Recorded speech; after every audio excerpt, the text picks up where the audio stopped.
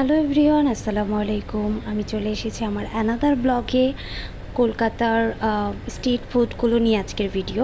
কলকাতায় গিয়ে আমরা কী কী খেয়েছিলাম সেটাই থাকবে।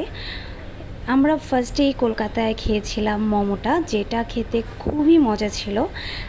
আমার কাছে খুবই ভালো লাগছে। এটা টেস্ট 10/9 ছিল।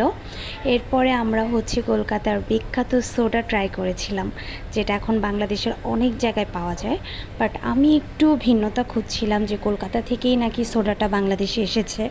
তো এটা অ্যাকচুয়ালি কেমন খেতে বা এটার বানানোটা আমি ফুললি ভিডিও করার ট্রাই করেছি। আমার কাছে খুবই ভালো লেগেছে এটার ফ্লেভারটা বা স্বাদটা একটু অন্যরকম ছিল। সো আমার কাছে এটা খুবই ভালো লেগেছে। এরপরেই আমরা ট্রাই করেছিলাম নিউ মার্কেটের এই আইসক্রিম ফালুদাটা।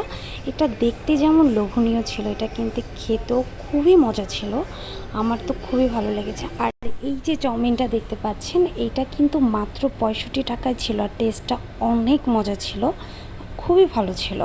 এরপরে আমরা খেয়েছিলাম কলকাতার বিখ্যাত ফুচকা, যেটা আমাদের বাংলাদেশেরটা বেস্ট লেগেছে আমার কাছে। তো আপনারা ট্রাই করতে পারেন। আর এরপরেই আমরা খেয়েছিলাম কুলফি মালাই। ওফ, এইটার টেস্টটা যা ওয়াও ছিল! আপনারা অবশ্যই কলকাতায় গেলে কুলফি মালাইটা ট্রাই করবেন। এরপরে আমরা চলে গিয়েছিলাম বড়বাজারে। আর বড়বাজারের এই লাচ্ছিটা জাস্ট অসম্ভব মজার। আর ওদের রুটি বানানোর স্টাইলটা কিন্তু আমার খুবই ভালো লেগেছে। আপনারা ওইটা ট্রাই করতে পারেন। আর ভাত, ওদের মুসলিম হোটেলগুলোর খাবার খুবই ভালো ছিল।